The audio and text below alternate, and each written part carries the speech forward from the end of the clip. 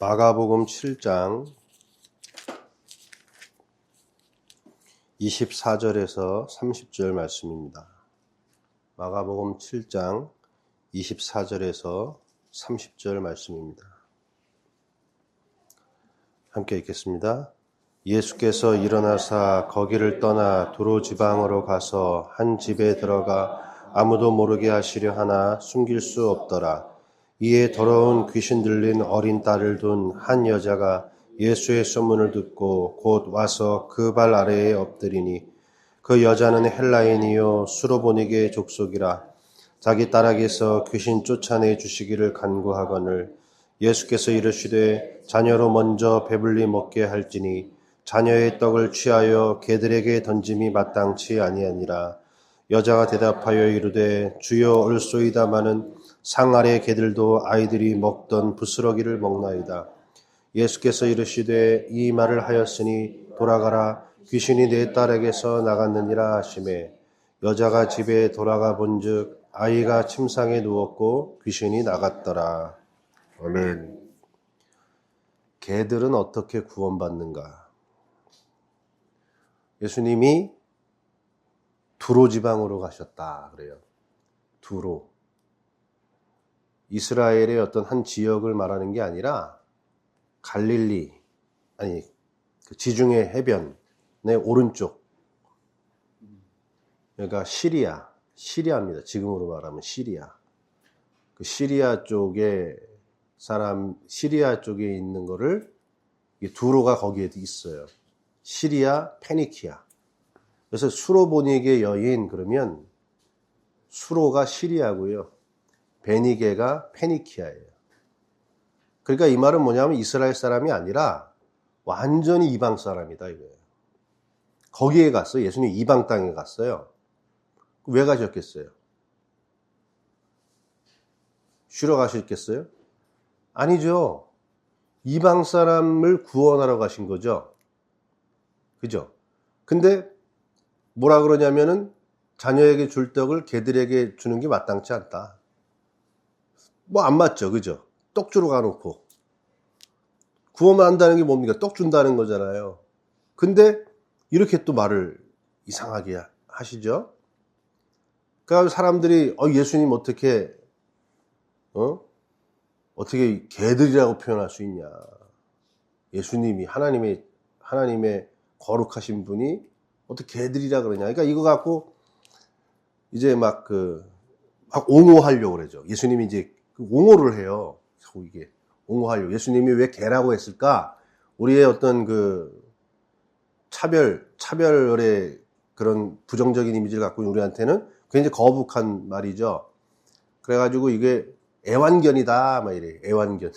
이게 맞아요. 집에서 키우는 개라는 뜻인데요. 막 그렇게 애완견이라 그러니까 되게 사랑스러운 의미로 한 거다, 뭐 이렇게 얘기를 해요. 그런데 유대인들은 개를 키우지 않아요. 왜냐하면 개는 부정하다고 생각했기 때문에. 제대로 밥도 안 줍니다. 근데 왜 개들이라 그랬을까? 이 수로보니게 자기 어린 딸이 지금 귀신 들려서 힘들어한다 이거예요. 찾아왔어요. 근데 예수님이 뭐라 그러냐면 자녀들의 배를 먼저 떡을 줘서 배불린 다음에 배불리는 것이 옳다. 개들에게는 자녀에게 줄 떡을 주는 것이 맞지 않다. 이 개란요, 예수님이 인종을 차별하려고 하는 표현으로 쓰신 게 아니에요. 정확히 무슨 말이냐? 말씀에 되새김질을 하지 못하는 것을 이야기하는 거예요. 그러니까 돼지와 개를 성경에서는 뭘로 하냐면 부정한 동물로 여기고 소는 정결한 동물로 여겨요. 그 차이가 뭐냐면 딱 하나예요. 되새김질을 하면은 정결한 거고 되새김질을 못하면 부정한 거예요. 어떤 인종차별적인 표현을 쓰고 있는 것이 아니라 유대인들은 하나님의 말씀을 아브라함부터 해가지고 모세부터 해서 계속 말씀을 받았잖아요. 그 말씀을 받고 계속 되새김질을 했단 말이에요. 근데 이방인들에게는 말씀이 주어진 적이 없어요. 말씀이 주어진 적이 없으니까 뭡니까? 되새김질을 할 수가 없어요. 뭐 입에다 뭘 넣어줘야 되새김질이라도 할 거 아니에요. 그러니까 부정적인 표현을 쓴 것이 아니라 개라고 하든 돼지라고 하든 똑같은 겁니다.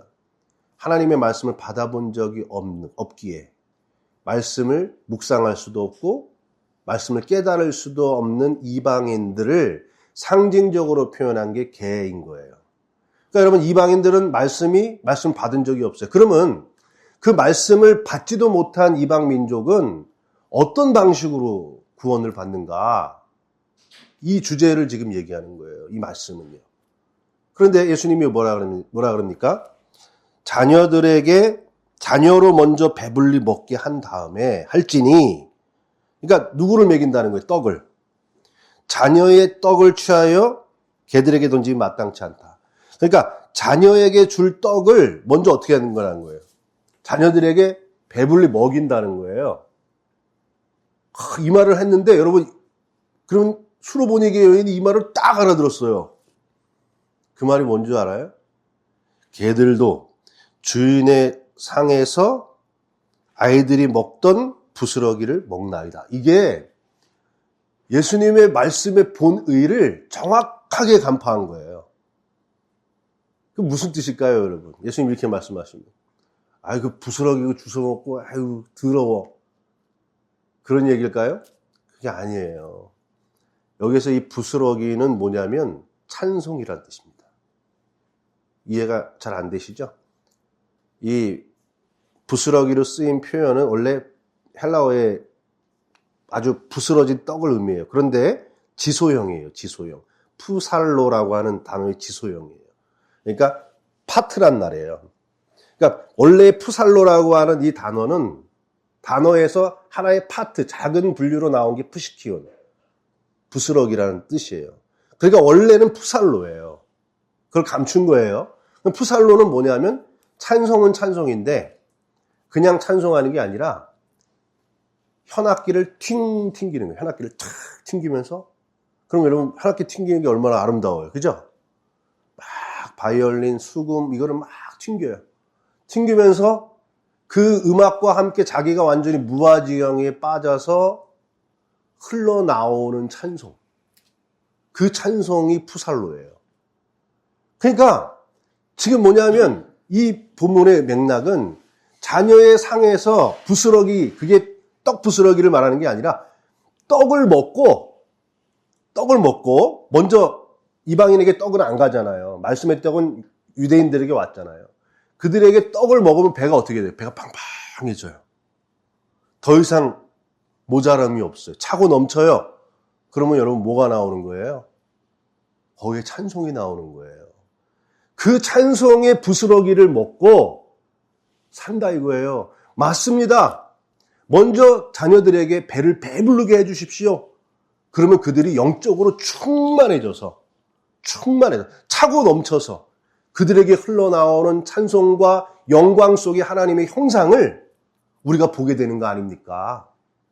그거 주십시오. 그러니까 정확하게 지금 예수님의 말씀을 어떻게 한 거예요? 간파한 거죠. 그러니까 네 자녀가, 네 아이가 나음을 받았다. 집으로 돌아가니까 애가 침상에 누워있어요. 침상. 근데 그때는 아까는 딸이라는 표현을 썼는데 이제는 자녀라는 표현으로 바뀌어요. 하나님의 자녀가 되어서 침상에 누웠고 귀신이 나갔더라. 하나님의 자녀가 되었다. 이방인들은 어떻게 구원받았어요? 찬송으로요. 여러분, 찬송이 뭡니까?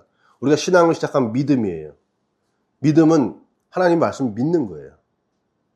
그 다음에 뭐가 오냐면 환란이 와요. 그 믿음이 자꾸 나랑 안 맞아요. 하나님의 말씀과 내 안에 가지고 있는 내 자아가 부딪혀요. 그럼 그게 환란이에요. 그럼 뭐 하느냐? 기도하게 돼요. 기도는 뭘까요? 하나님의 말씀과 내 생각이 맞지 않는데 내 생각을 가지고 하나님의 말씀을 설득시키는 기도를 하기 시작해요. 그런데 하나님의 말씀에 내가 설득당해요. 그게 기도예요. 하나님의 마음을 내 마음으로 받아들였어요. 그러면 기도가 된 거예요. 그럼 그 기도가 되면 그 다음에 뭐가 옵니까? 계속해서 연단이 와요. 내가 자꾸 말씀에 의하여 깨져나가요. 내 마음이 하나님의 마음에 의해서 자꾸 바뀌어나가요. 그게 연단이에요. 그 연단이 완성이 되면 뭐가 될까요? 내 마음이 하나님의 마음으로 다 바뀌었어요. 내 마음속에 내 마음이 없고 하나님의 마음과 말씀이 내 안에 충만하게 꽉 찼어요. 그러면 그걸 뭐라 그러냐? 그걸 찬송이라 그럽니다. 그게 찬송이에요. 그렇게 꽉 하나님의 마음으로 꽉 차오른 찬송에서 그 사람의 말과 삶과 행동 속에 뭐가 나옵니까? 하나님의 마음과 곡조가 그의 손짓 하나에서, 그의 말에서 행동과 가락이 막 터져 나오겠죠? 진리는 옳은 건데 그 옳음에 뭐가 붙었어요? 말씀은 진리예요. 옳아요. 그런데 찬송이 되니까 뭐가 곡조가 붙고 아름다움이 붙었어요. 진리인데 아름답기까지 해요. 그래서 사람들은 그게 뭡니까? 여러분? 아름다운 거에 어떻게 되는 거예요? 뿅 가는 거예요. 하나님의 말씀을 받아먹고 소화해낼 수 없는 이방인들은 하나님의 말씀에 충만한 떡으로 취하여 하나님의 마음이 충만해져서 그의 삶 속에서 흘러나오는 그 아름다운 찬송의 모습을 통하여 그렇게 구원받는 거예요. 제가 고등학교 1학년 때 믿음이 왔다 갔다 이렇게 좀 좋아지려고 하는 쪽으로 이렇게 갔어요. 중3 때까지는 이제 꿈이 세속적인 꿈이었다가 고등학교 올라가면서 나도 믿음을 갔으면 좋겠는데 잘 안 돼. 그래가지고 이렇게 교회를 야자 시간 전에 이제 교회 같은 데 가서 기웃고 점심 시간에도 교회 가서 애들이 막 우리 요즘에는 그런 현상이 없지만 저희 때는 점심 시간에 막 교회 가서 기도하고 막 그랬어요. 학교에서 교회로 가. 그리고 야자 시간 전에 밥 빨리 먹고 또 가서 기도하는 막 고등학교 여기저기에서 와가지고 막 수백 명씩 기도를 하고 그랬어요. 그래가지고 저도 이제 거기를 이렇게 나도 이제 좀 새 사람 좀 돼야 되는데, 거기 갔는데, 거기에 누가 찬송을 하고 있는 거예요. 내가 아는 애가, 내 친구인데, 길령우라고. 목사님 아들. 그 길령우가 손을 이렇게 탁 무릎 꿇고 앉았고, 오, 할렐루야. 우리 다 함께, 하나 되어 찬양해요. 막 이러면서 막 찬양, 얼굴이 막 해같이 빛나. 얼굴이 해같이 빛나. 그리고 걔를 보면은 혼자 막 걸어다니면서 막 혼자 속으로 막 찬양하는 거예요. 쟤는 뭐야? 제 속에 뭐가 있길래 저렇게 차고 넘칠까? 그러니까 제가 그 이미지를 들어와서 나도 저렇게 되고 싶어요. 제가 저런 표정이 그냥 지어내는 게 아니잖아요. 손과 발이 막 움직여가지고 막 찬송이 넘치는데, 나도 저렇게 되고 싶다. 하나님의 말씀은 잘 모르지만 거기에 제가 끌려가더라고요. 여러분, 찬송은 신앙의 완성입니다. 완성이에요. 예수님의 말씀을 먹었는데 배가 부르지 않아요. 여전히 공허해요. 허기져요. 그런 상태에서 무슨 찬송이 되겠습니까? 예수님의 말씀을 받아 먹었는데 더 이상 바랄 것도 없고 원할 것도 없은 충만감. 그 찬송이 이방인들에게 갔을 때 그들에게 그게 말씀으로 가는 거예요. 말씀으로 가서 그 방식으로 이방인들은 구원받는다. 우리 병원도 오면요, 원장님한테 골반 아프다고 막 그러면서 시술해주세요 막 이러시는 분들이 있어요. 시술해주세요. 그럼 원장님이 딱 보고 시술 안 하셔도 됩니다. 주사 맞으시면 됩니다. 그러면 아니에요, 저는 시술해주세요. 시술. 주사로 된다니까. 아니에요, 시술을 해주세요. 막 이런 분들이 있어요. 그런데 그냥 당신은 주사 맞아도 나아요 라고 마음이 바뀌게 되죠. 받아들이게 되죠. 그게 기도예요. 원장님의 뜻이 맞겠죠. 그래요, 그러면 저 시술하지 마시고 주사 치료 한두 달 받아보겠습니다. 이 마음을 품은 게 기도예요. 그런데 그렇게 치수를 받았더니 완전히 나은 거야. 완전히 나아서 행복이 넘쳐요.